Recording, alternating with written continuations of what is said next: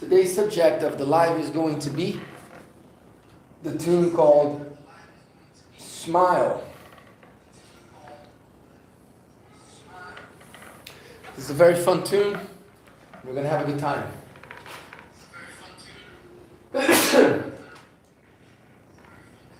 All right, guys. Who is it that's out there? Is that Florida Bengals? Turn this off. Let me take this guy out of the scene here. You are excused. All right. All right. So we are going to be doing today. We're going to be taking a look at the tune called Smile. I'm going to put my hat on so I can look so cool. There you go. Is that better? No, that's not better. Oh, how about my Bob Marley hat? This is going to be better. Yeah. Here we go. All right, guys. Anyone else coming in? Okay. The tune Smile is a very cool tune.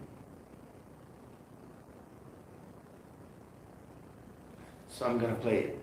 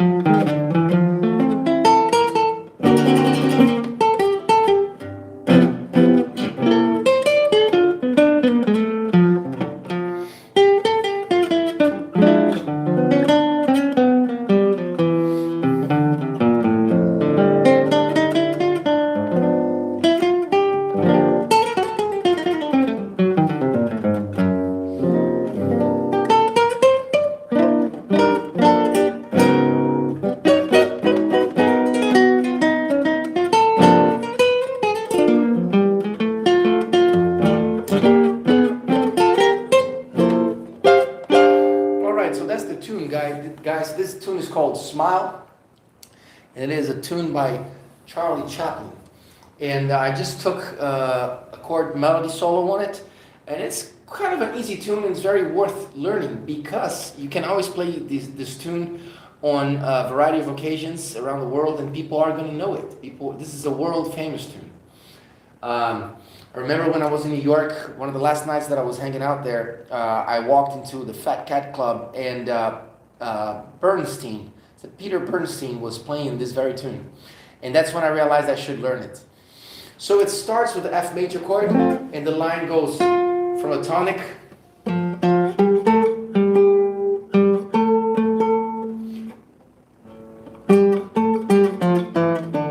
got 1, 2, 3, 2, 1, 7, 6, 7. As soon as you get to the 7, you play a 1 diminished chord. When I say 1, I mean F. We're in F, so it's F diminished chord. So here, we should already think about some things we could blow over a diminished chord. So at first, that first section of the melody, there are many ways you can do it. You can harmonize it. You can just play the melody itself.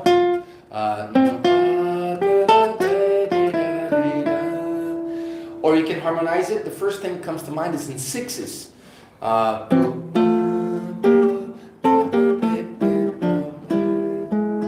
Okay? Or you can do block chords in fourths. In the key of F major, you would have this.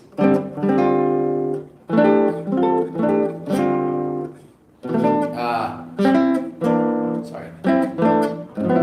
Here, of course, I hit the diminished chord. When I think F diminished, I also think A flat diminished, or B diminished, or D diminished. The root position of the chords can be any note of the F diminished chord, either A flat, B, or D. So you have this. Okay. And then comes the diminished chord, in which I said that we should try to think about a few things that we could blow over that chord. There are many licks here. I could go over a few with you guys. What to do over a diminished chord? When you have a tune starts on a major chord and goes diminished. There are many tunes that do that. So what can we do here over this diminished chord? Well, there's a few licks that we can do. This is one of them I like very much.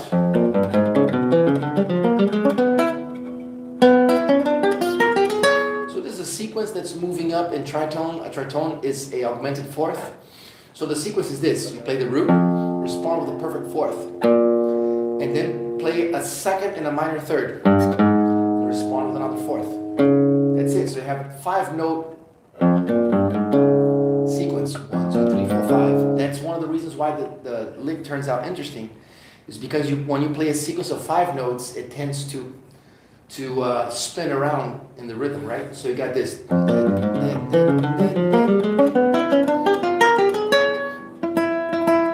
What's another lick? I always like to intertwine diminished arpeggios with major triads. So you would have a major triad coming out of each leading tone of the chord. What does that mean? What is the arpeggio of the chord? 1, flat 3, flat 5, and 6, right? So each of the leading tones, the leading tone is the one that's half step below each of these notes.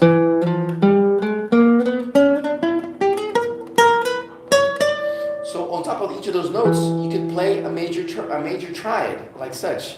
You have the diminished chord here. Then you go.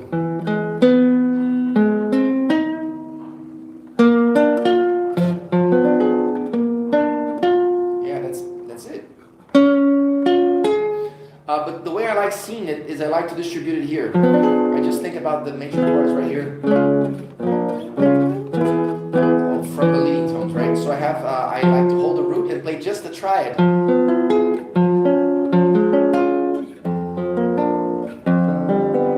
like that sound a lot. Joe Beam used to use this trick.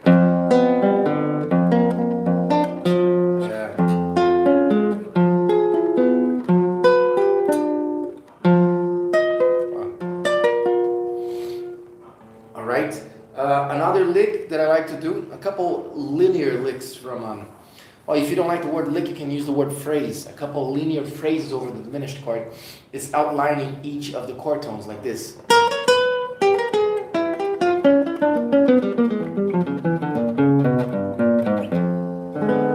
Or this one here. So when I say outlining, I mean play lower neighbor, which is the chromatic one, and the upper neighbor. And then you land on the chord tone. The chord tones are again flat 3, flat 5, and major 6.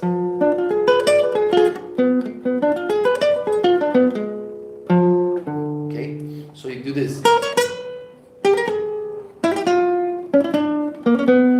All right, going on. Guys, feel free to ask me questions and to interact here. All right, going on.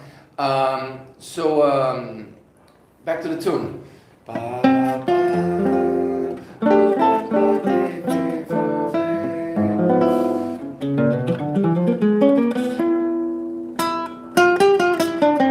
Or you could, here's another idea, guys. Yeah.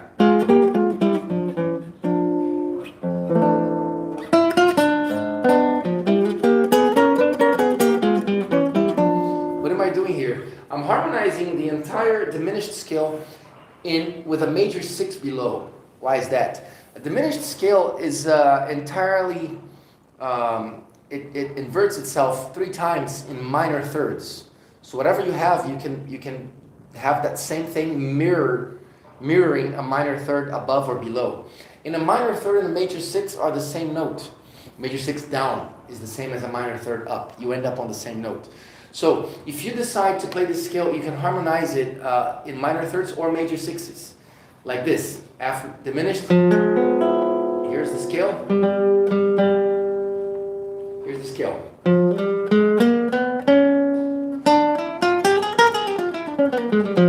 And now here's the harmonization.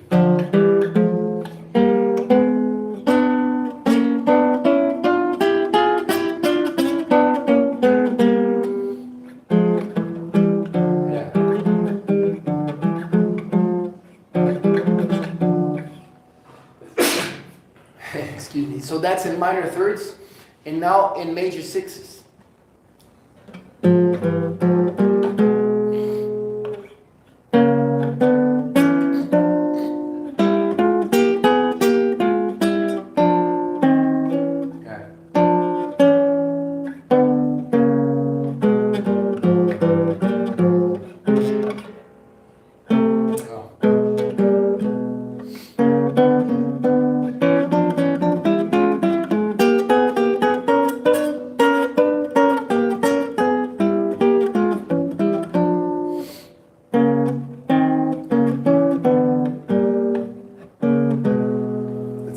Scale, okay, and then going on, goes to the 2nd degree. So here is the 5 of 2. So we got 2 and 5 of 2. That's D7. And what scale do we use over these chords? The G is the Dorian, and the D7 is Phrygian dominant.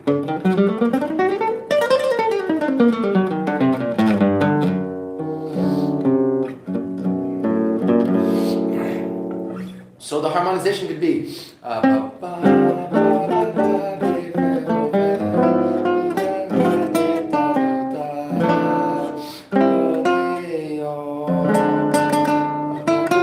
here's and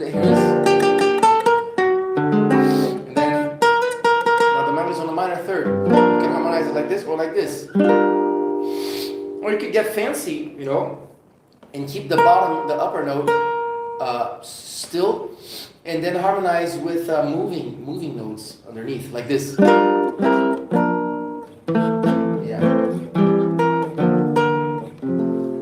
Well, that didn't work out too well. Or maybe like this. Yeah. That always works, walking the tonic down chromatically. So.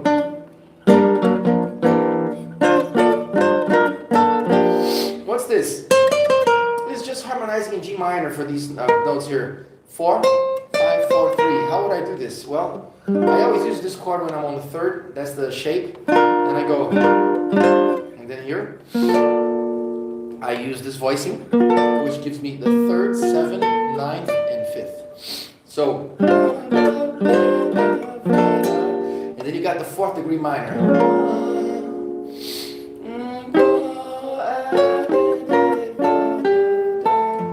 Here, all I did is I harmonized over the melodic minor scale. So B flat melodic minor. So I got this. Now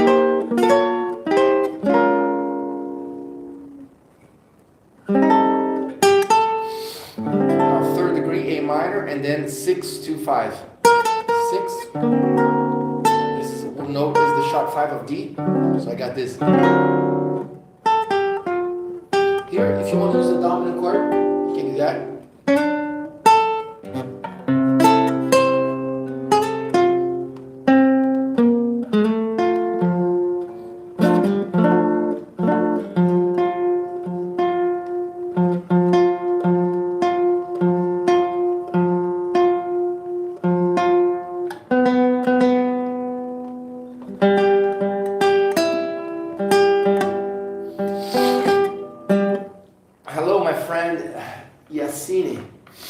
Boa.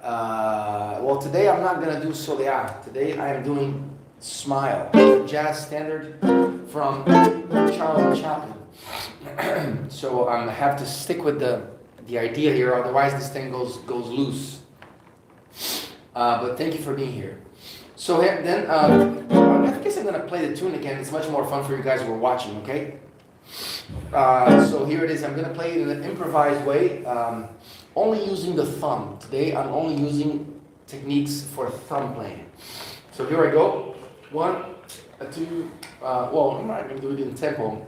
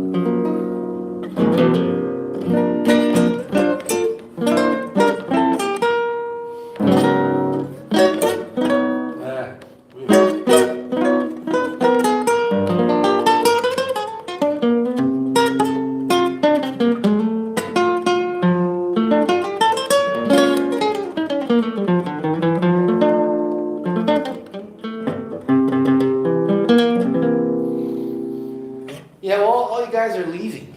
I thought I was going to have like 1 million viewers when I was done with this solo, but I guess that wasn't quite the case. Please, guys, send me a message. I'm dying here. So yeah, again, now I'm improvising. Diminished. Major. Diminished again. Minor. G minor. B flat minor. A minor. D7. G minor. C7.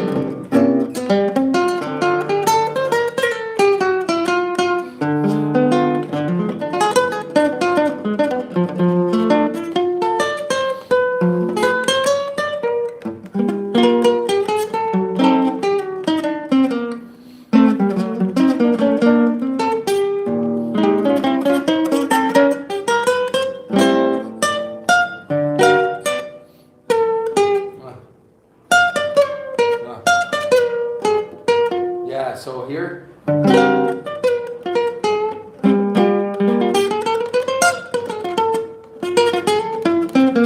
been trying to apply these blues phrases lately on these 2-5-1s. Very difficult, but very fun. Like here I have this 1-6-2-5.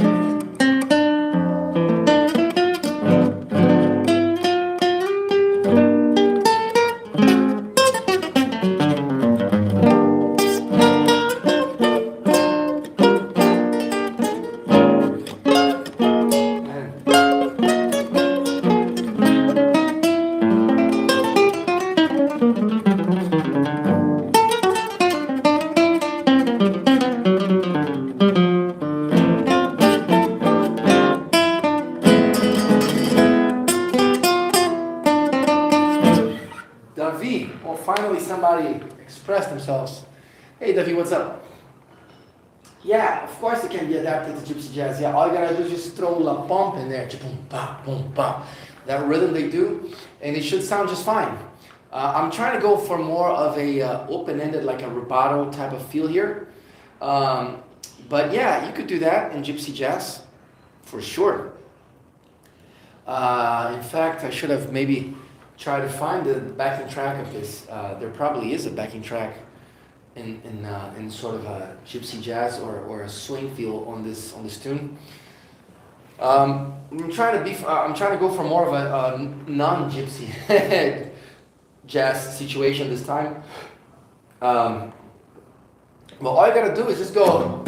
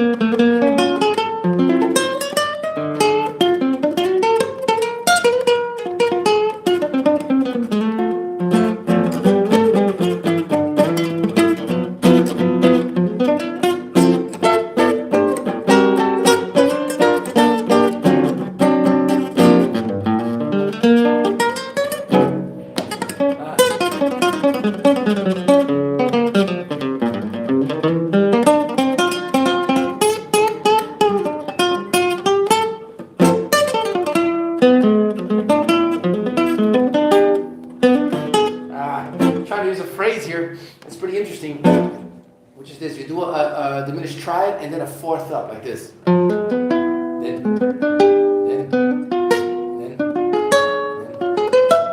That's a difficult phrase to think fast, to try to throw it in there, but I couldn't.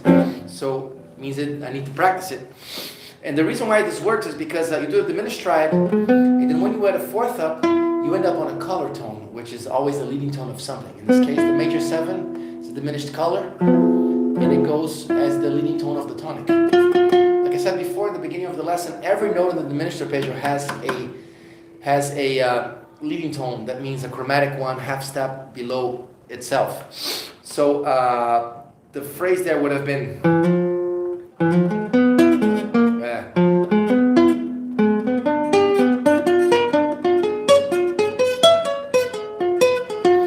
so that's it. 1, 2, 2, 3.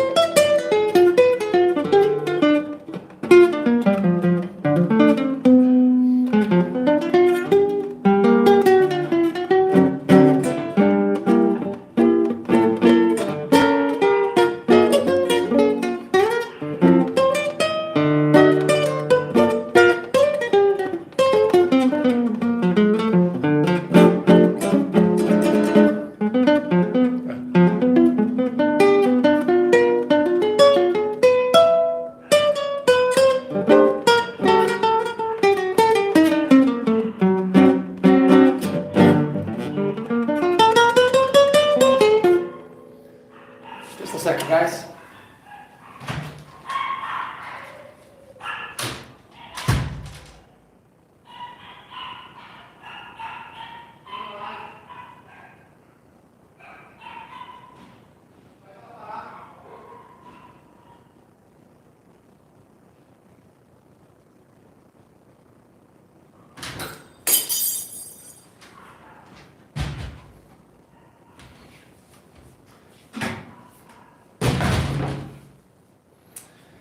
Yeah, guys, excuse me. Here I am again. All right, the dog was barking too much. So that's the idea, guys. That's what's up. Let's start from the beginning again. 1, 2. Is this serving you guys at all? Is this helping at all? I just thought I would, talk about improvising and analyzing this tune.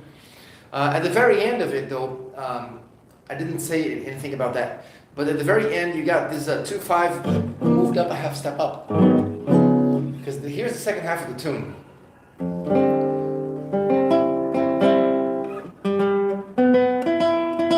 Hey Jason, what's up? So you got the second half of the tune is ba ba ba da ba ba ba ba ba ba ba ba ba ba ba ba ba.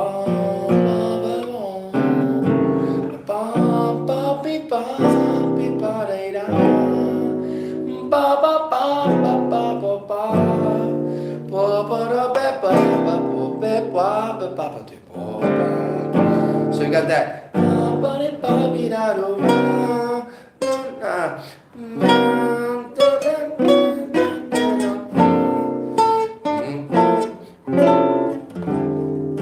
Okay, so that's the analysis, guys. You got 1 again, diminished, back to major, back to diminished, and then second degree. 5 of 2, that's 5, that's D7. And then you got 2-5, then half step up 2-5. got a half step up. That was G minor, C7, and then A flat minor, D flat 7, and then again G minor.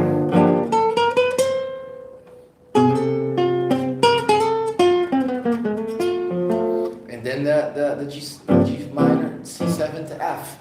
Okay? So, what say you guys? Is this making any sense at all?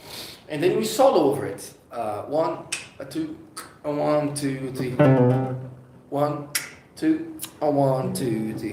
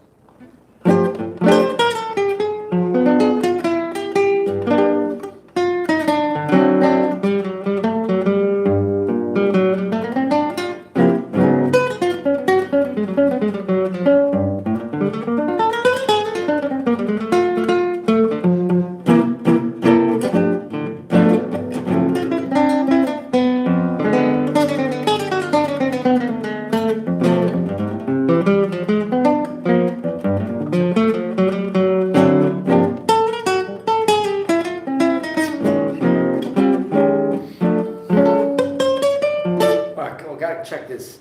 So I'm thinking B flat melodic minor here in the section. So I got this. In the next one,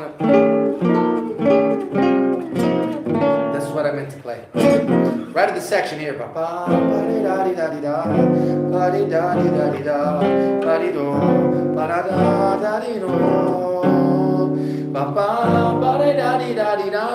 and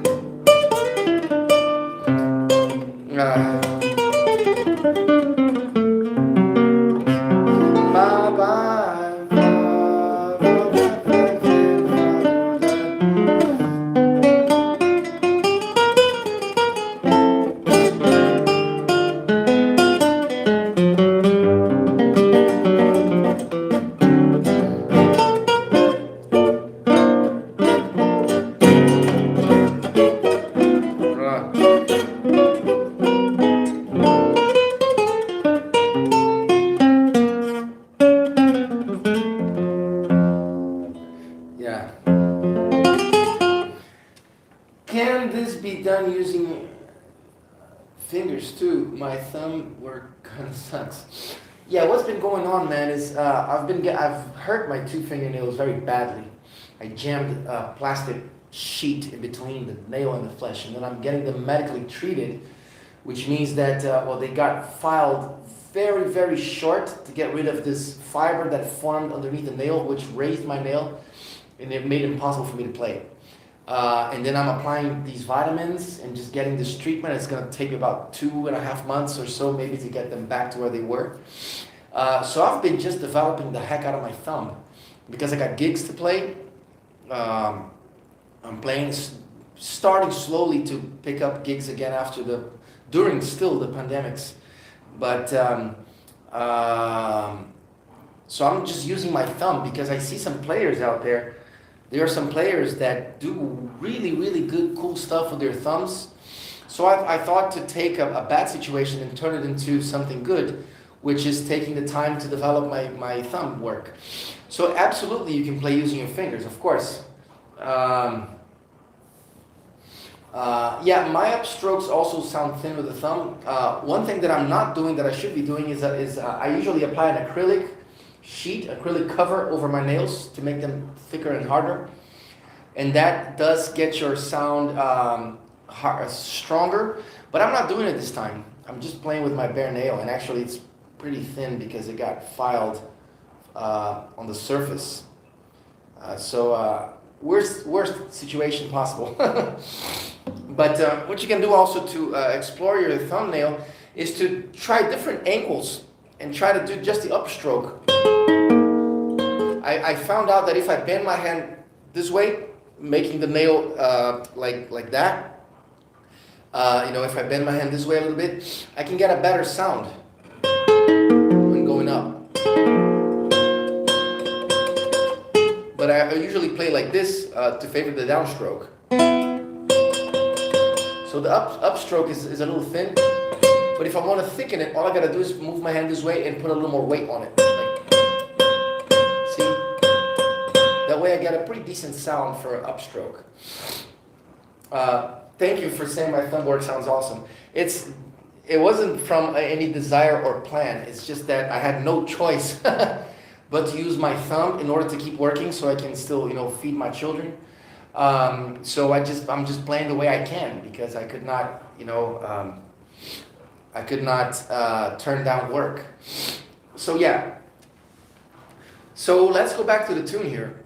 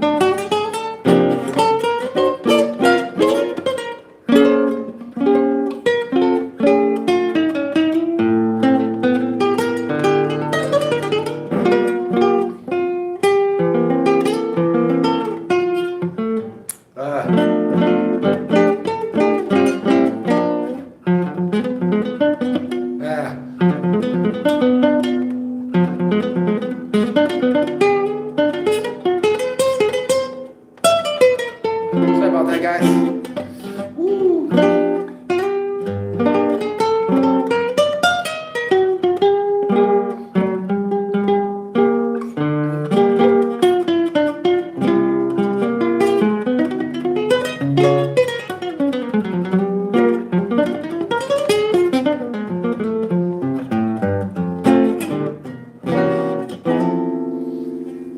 All right.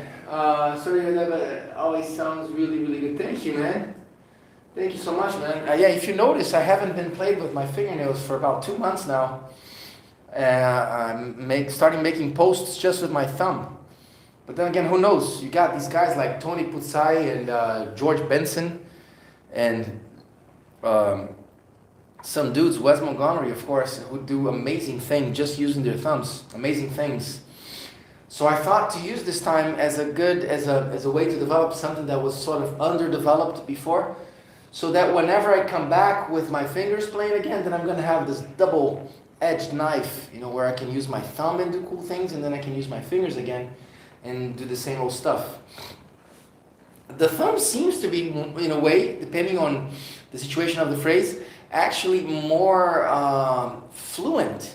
It seems like there are less stops on the nose. When you play with your fingers, every time you touch the string on the skin, you hold the skin from vibrating. You hold the string from vibrating.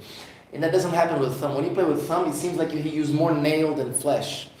So it seems like some of the lines are actually more fluent. Here's a line that I like to play. I was practicing it this morning. It's a Charlie Parker line that I figured every time I use my thumb, it just sounds better for some reason. Here's the line. It goes like this. Again. So we got, that's an encapsulation of the of the tonic. I got sharp 4 going to 5, sharp 4, 5, and then 7, 2, 1. And then I did the same thing for the tonic. Okay, so I got.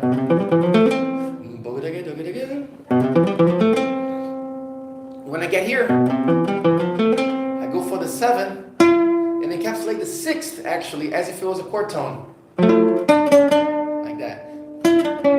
So 7, 6, sharp 5, 6. So I got this. Now. So after this, I go 1, 7, 6, flat 6, 5. So approaching the 5th from the 6th chromatically. Like that. So I got this.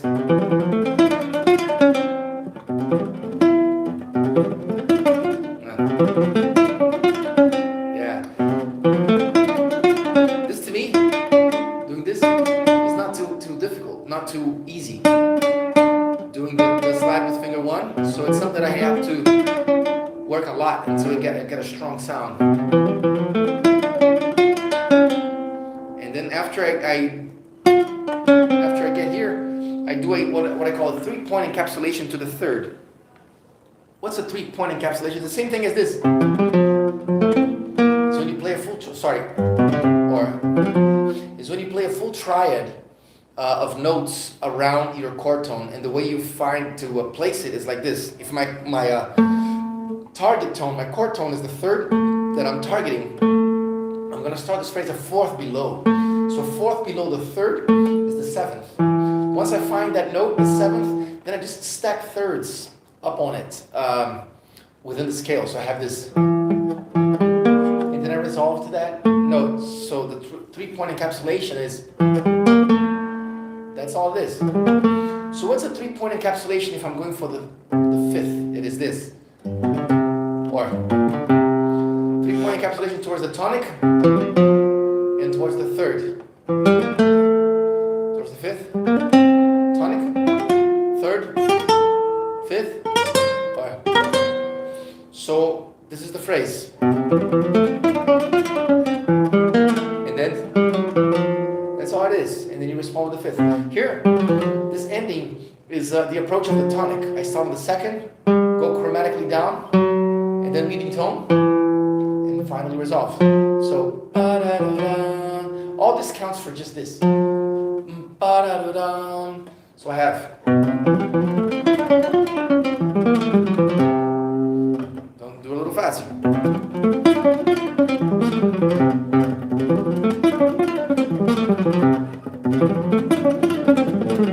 Ish.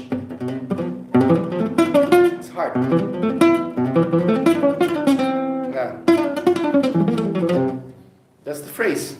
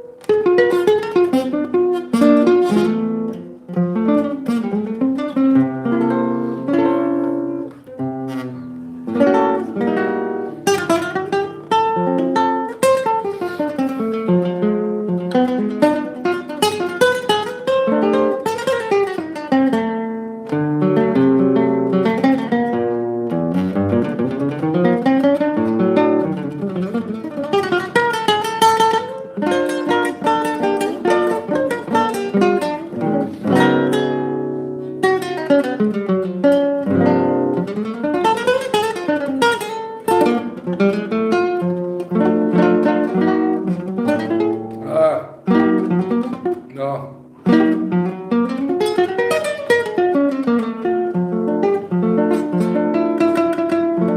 Yeah, that was another take on Smile. Anything else, you guys? I'm glad to see you guys are beginning to show up. Any questions, guys? Any questions about what's been going on here?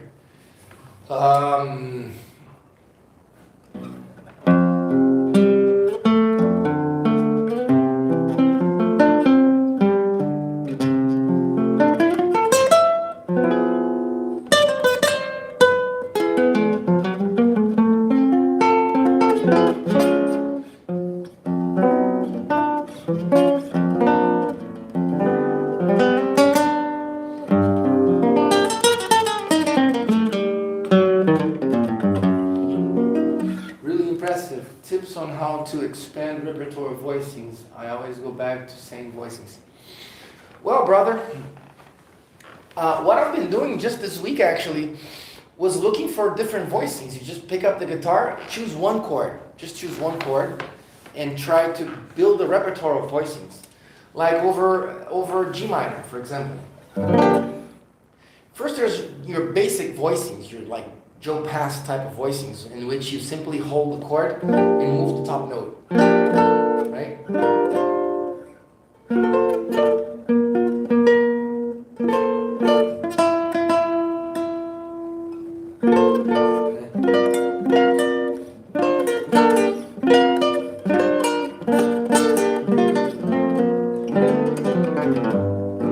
So you're just playing the chord as many places as you can, like. Develop all your caged inversions like this. It's G minor bass on the 3rd, G minor bass on the 5th, G minor bass on the 7th. A little tight in here. G minor again. So, and then with the 5th string bass, you got G minor, you got G minor here. G minor bass on the 5th, G minor bass on the 3rd, or maybe with the 9th. It becomes a B flat major chord, right? And you can put a G in there, yeah, like that. Now it gets more interesting whenever you move the voicings, like you choose the top note and you stick with it, and then you move the lower notes, or see, like you could do. See, what I did is I was aiming here, but I hold the note and then I do all the other notes half step down, and then I resolve them up. That's one way to make it fun. See? You're just creating a little tension by first you know where you know where you're going, which is here, and then you just move these notes either down or up to create that resolution. And the top note, which stays the same, is used to sort of tie it together, right? So that's the idea. And then you can also use intervals like thirds and fourths and harmonize the whole scale. Like you have a G Dorian scale, you can do it in thirds.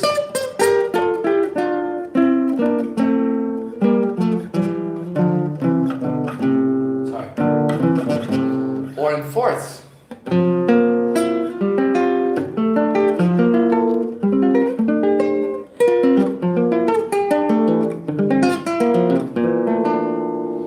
Voices to work for G minor.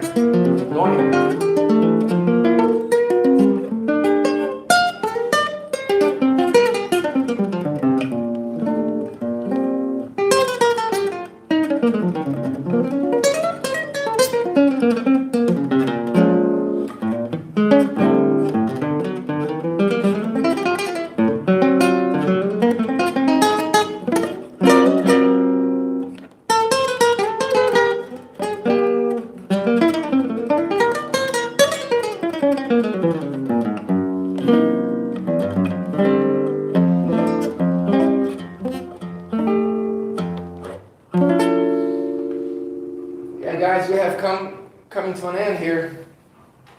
Don't know what else to tell you. But thank you for your participation, especially Jason. Thank you for your participation. Everybody else who's out there, I appreciate you. You guys are welcome to support the channel. Make a donation on the cipher button right down below the chat box. You can donate $1 or 10 or 20. If you want, that will be very welcome.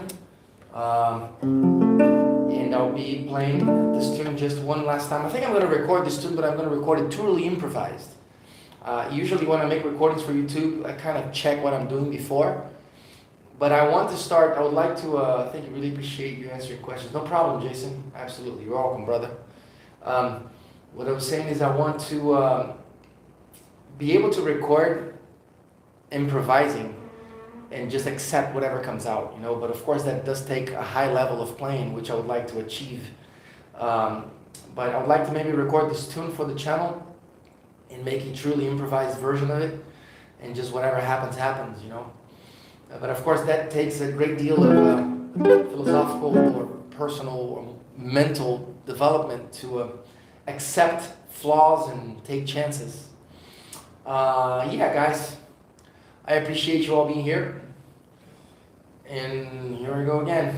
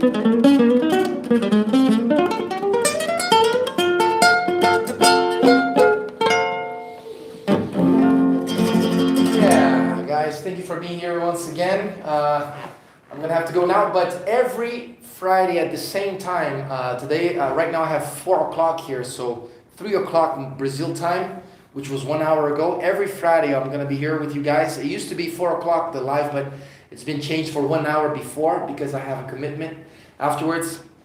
So at this very time, 1 hour before now, I'm gonna be here Friday. You guys are welcome to send me a message and request what subject or tune you would like to see covered here in the live.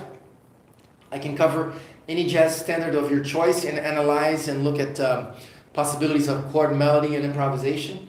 So guys, just feel free to join me here on Friday, and feel free to send me messages on the platforms to suggest what you'd like to see, okay, in the lives. Thank you so much, and I'll be seeing you next week. Thanks again, Jason, for the donation, and bye-bye.